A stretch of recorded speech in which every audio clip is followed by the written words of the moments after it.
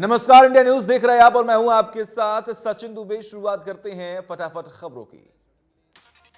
राष्ट्र के नाम संबोधन में पीएम नरेंद्र मोदी ने गुरु पूर्व और कार्तिक पूर्णिमा के खास अवसर पर 3 नए कृषि कानूनों को वापस लेने का ऐलान कर दिया। मैं आज देशवासियों से क्षमा मांगते हुए यह कहना चाहता हूं कि हमारी तपस्या में कोई भी कमी रह गई होगी।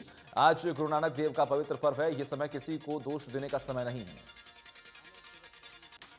मैंने कितनी चुनौतियों को काफी करीब से देखा है। हमारी सरकार की तरफ से की गई उपज खरीद ने पिछले कई दशकों से रिकॉर्ड तोड़ दिए हैं। पीएम ने कहा कि इस महीने के अंत में तीनों कृषि कानूनों को वापस लेने की संवैधानिक प्रक्रिया शुरू कर देंगे। पीएम मोदी के किसानों से घर लौटने की अपील की। करतारपुर कॉरिडोर को लेकर पीएम ने कहा कि इस भी बहुत सुखद है कि 1.5 साल के अंतराल के बाद करतारपुर साहिब कॉरिडोर अब फिर से खुल गया है।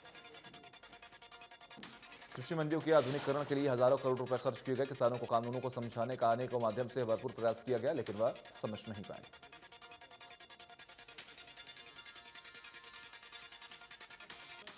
मोदी सरकार के तीनों कृषि कानून वापस लेने पर राहुल का ट्वीट। पूरे देश के अन्नदाता ने सत्याग्रह से झुकाया अहंकार का सर। अन्याय के खिलाफ जीत की किसानों को बधाई।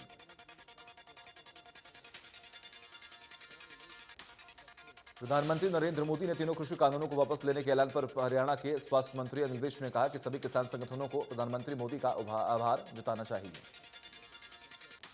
अनिल विज ने कहा कि पीएम ने नए कृषि कानूनों को वापस लेने का किया ऐलान। ऐसे में सभी किसानों को धरना खत्म करना चाहिए। पीएम के तीनों कृषि कानून वापस लेने के ऐलान पर राकेश टिकैत का बयान। बोले तत्काल खत्म नहीं होगा आंदोलन। पहले संसद में वापस हो तीनों कानून, दूसरे मांगों पर भी सरकार करे बात। पीएम नरेंद्र मोदी ने तीनों कृषि कानूनों को वापस लेने का ऐलान कर बीजेपी प्रदेश अध्यक्ष ओम प्रकाश धनखड़ ने पीएम मोदी का आभार जताया और सभी किसान संगठनों से धरना खत्म करने की अपील की। 3 नए कृषि कानूनों को वापस लेने के ऐलान पर अभय चौटाला ने ट्वीट कर केंद्र सरकार के फैसले का स्वागत करते हुए किसान संघर्ष की जीत को सलाम किया। उन्होंने लिखा कि इस आंदोलन में शहीद हुए सभी किसानों को शत शत नमन। केंद्र सरकार के फैसले का दुष्यंत ने स्वागत किया। दुष्यंत ने कहा, सामाजिक शांति और भाईचारे के लिए कदम उठाया। दुष्यंत ने सभी किसानों जत्थेबंदियों से धरना खत्म करने की अपील की। हम किसान हित के लिए हमेशा कोशिश करते रहेंगे।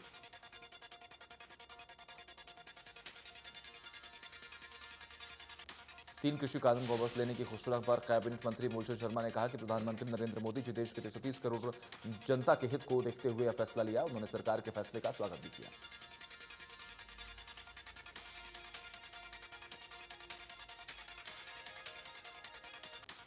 केंद्र सरकार की तरफ से नए कृषि कानूनों को वापस लेने वाले बयान पर जींद से किसान संघर्ष मोर्चा के अध्यक्ष आजाद पालवा ने कहा कि केंद्र सरकार के फैसले से किसान खुश हैं। सभी किसानों से धरना खत्म करने की अपील की।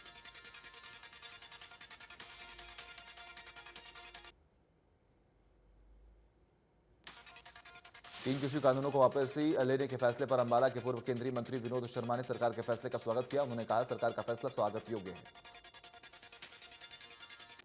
पूर्व केंद्रीय मंत्री विनोद शर्मा ने कहा कि किसान लंबे समय से संघर्ष कर रहे थे। सरकार ने त्योहार की खुशी को दोगुना कर दिया।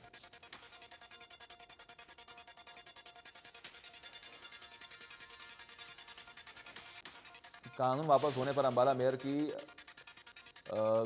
मेयर शक्ति रानी शर्मा ने खुशी जाहिर की है। मेयर शक्ति रानी शर्मा ने फैसले का स्वागत किया। उन्होंने कहा कि आज के दिन की खुशी दोगुनी हो गई है। पीएम नरेंद्र मोदी ने तीनों कृषि कानूनों को वापस लेने का ऐलान के बाद गाजीपुर बॉर्डर पर किसानों में खुशी, जहां मिठाइयां और जलेबी बांटकर किसानों ने अपनी खुशी जाहिर की। तीन कृषि कानूनों को वापस लेने का ऐलान करने पर समालखा मंडी में अपनी फसल बेचने आए किसानों ने खुशी जाहिर की है। किसानों ने कहा कि पिछले 1 साल में कई उतार चढ़ाव के बाद पीएम मोदी ने किसानों को बड़ा तोहफा दिया है। रोहतक में मकडौली टोल प्लाजा पर बैठे किसानों का कहना, सरकार जब तक एमएसपी पर गारंटी नहीं देगी तब तक किसानों का धरना खत्म नहीं करेंगे। किसानों ने कहा कि नए कृषि कानूनों को संसद में रद्द किया जाए। सरकार किसानों के दूसरे मुद्दे पर भी बात करे। पीएम नरेंद्र मोदी ने रानी लक्ष्मीबाई की जयंती पर श्रद्धांजलि अर्पित की। पीएम ने ट्वीट कर लिखा, उनकी शौर्य गाथा देशवासियों के लिए हमेशा प्रेरणा स्रोत बनी रहेगा। प्रधानमंत्री नरेंद्र मोदी ने पूर्व प्रधानमंत्री इंदिरा गांधी को भी इनकी जयंती पर उन्हें श्रद्धांजलि अर्पित की। उन्होंने ट्वीट किया, पूर्व प्रधानमंत्री इंदिरा गांधी जी को उनकी जयंती पर नमन। कांग्रेस के पूर्व अध्यक्ष राहुल गांधी ने इंदिरा गांधी की जयंती पर श्रद्धांजलि अर्पित की। ट्वीट कर लिखा, देश के सबसे होनहार प्रधानमंत्रियों में इंदिरा गांधी जी का नाम स्वर्ण अक्षरों में अंकित है। दादी, आपका साहस हमेशा प्रेरित करता है, आपको आज भी अपने साथ पाता हूं। यमुनानगर के कपाल मोचन में देश के विभिन्न राज्यों से लाखों श्रद्धालुओं ने पहुंचकर स्नान किया। इस मेले में हरियाणा के मुख्यमंत्री मनोहर लाल ने भी शिरकत किया। इसको लेकर जिला प्रशासन और पुलिस प्रशासन ने सुरक्षा के कड़े प्रबंध किए। मुख्यमंत्री गुरुद्वारा साहिब में भी जाएंगे।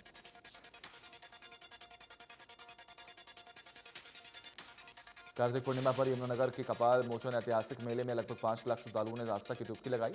इस बार कोविड-19 के चलते 2 साल के बाद मेले लगने से श्रद्धालुओं की संख्या कम हुई।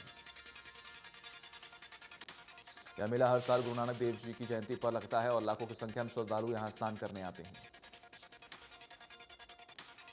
हांसी के लघु सचिवालय के बाहर चल रहे धरने को लेकर कोर्ट ने हरियाणा सरकार, एसपी, एसटीएम, बार एसोसिएशन सहित किसान मोर्चा और किसान नेताओं सहित 11 को नोटिस जारी किया गया। किसानों के चल रहे धरने को लेकर लघु सचिवालय से 500 मीटर दूर करने को लेकर वकीलों के एक पक्ष द्वारा हंसी में मंजित पाल की कोर्ट में एक याचिका दायर की गई थी। कोर्ट ने याचिका को मंजूर करते हुए नोटिस जारी कर दिया। इस मामले की अगली सुनवाई सोमवार को होगी। केंद्रीय राज्य मंत्री कृष्णपाल गुर्जर ने कहा कि फरीदाबाद को स्वच्छ, क्लीन और ग्रीन बनाए रखने के लिए आंदोलन की जरूरत है और जो आंदोलन लोगों के हित में चलाए जाए उससे सभी का भला होता है। राज्य मंत्री कृष्णपाल गुर्जर ने कहा कि फरीदाबाद के हर नागरिक की जिम्मेदारी है कि वो फरीदाबाद को स्वच्छ और सुंदर बनाने का भागीदार बने। अगर स्वच्छता के कार्य में किसी भी अधिकारी की लापरवाही मिली तो उसके खिलाफ सख्ती से निपटा जाएगा। इस मौके पर उनके साथ कैबिनेट मंत्री पंडित मूलचंद शर्मा और नगर निगम कमिश्नर यशपाल यादव सहित वार्डों के पार्षद और अधिकारी मौके पर मौजूद रहे। फरीदाबाद नगर निगम प्रशासन द्वारा स्वच्छता अभियान को बेहतर करने के लिए सभी 40 वार्डों की कमेटियों द्वारा 300 से ज्यादा मास्टर ट्रेनर तैयार किए गए हैं। 4 लाख स्कूली बच्चों को भी इस मुहिम से जोड़ा जाएगा।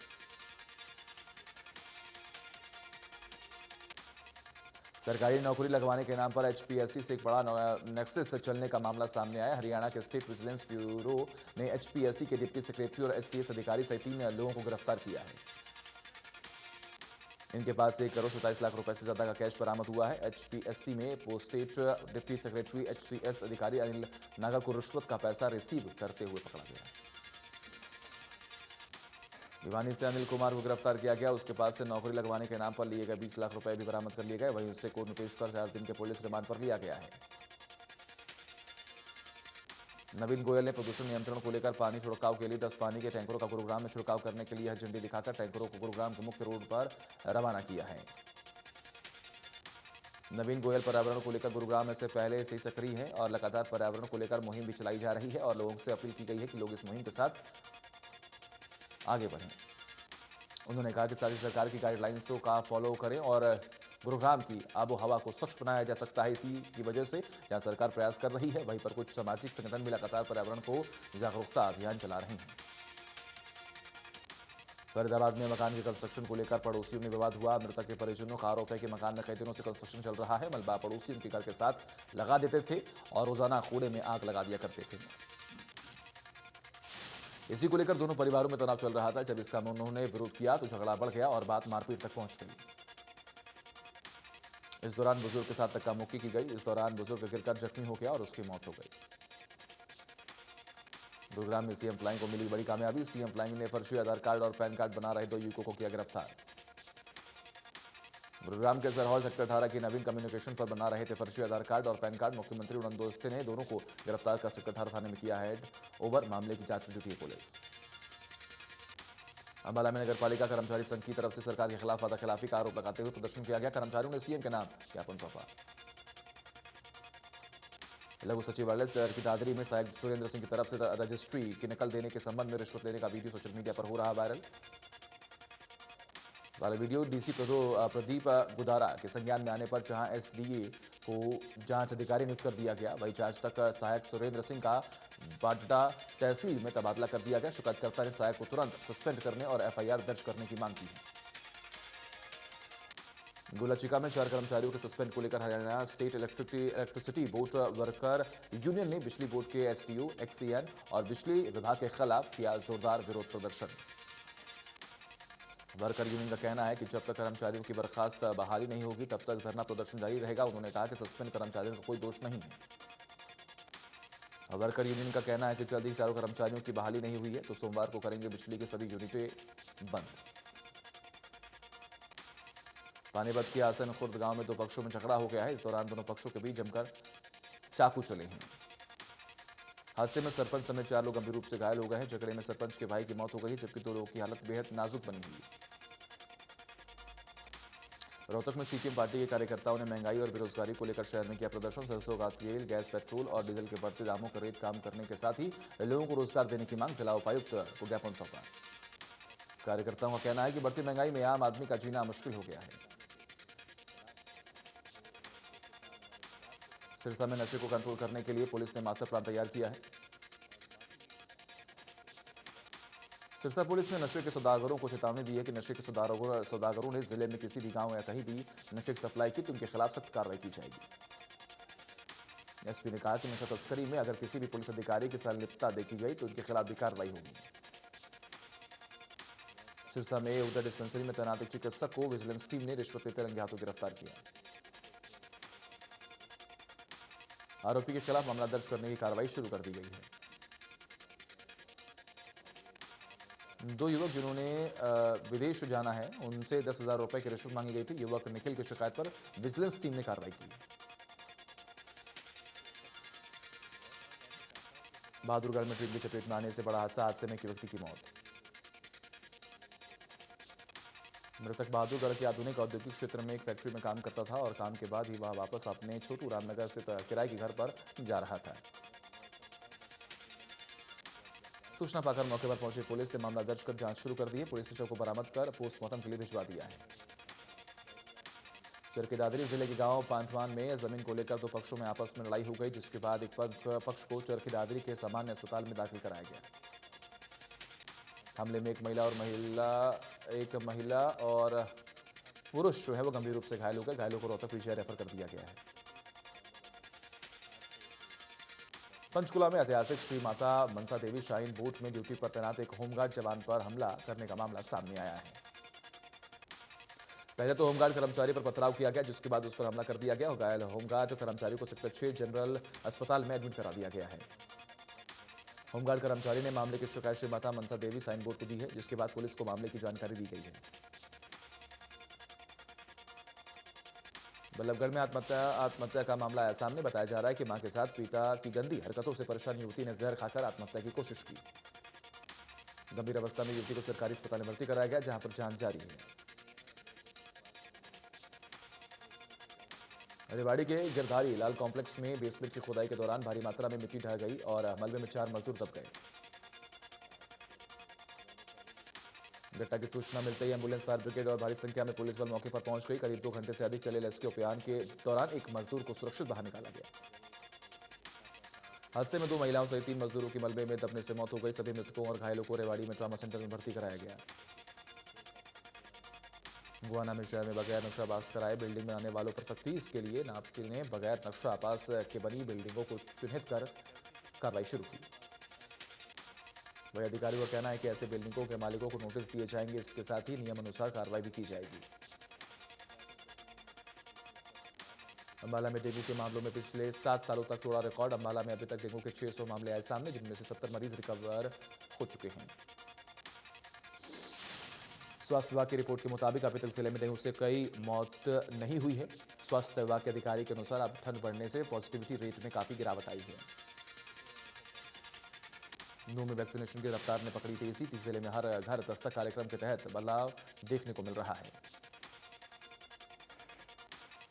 स्वास्थ्य विभाग की रिपोर्ट के मुताबिक प्रतिदिन 4000 वैक्सीनेशन के टीके लगाए जा रहे हैं।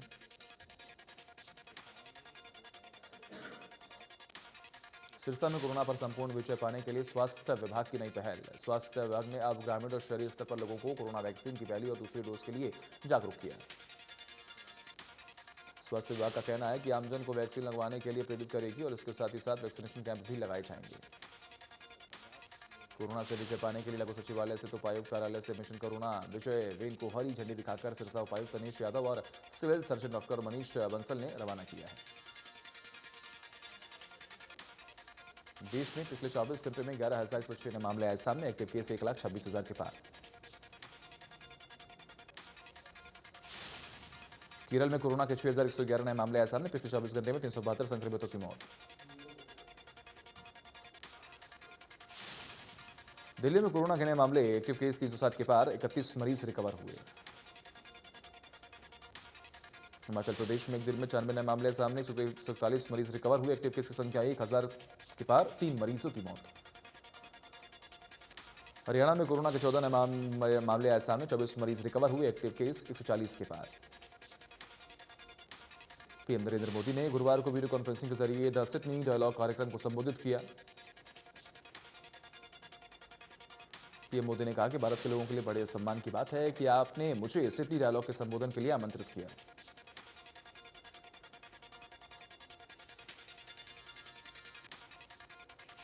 जम्मू कश्मीर की पूर्व मुख्यमंत्री महबूबा मुफ्ती को अगले आदेश तक के लिए घर में नजरबंद कर दिया गया है।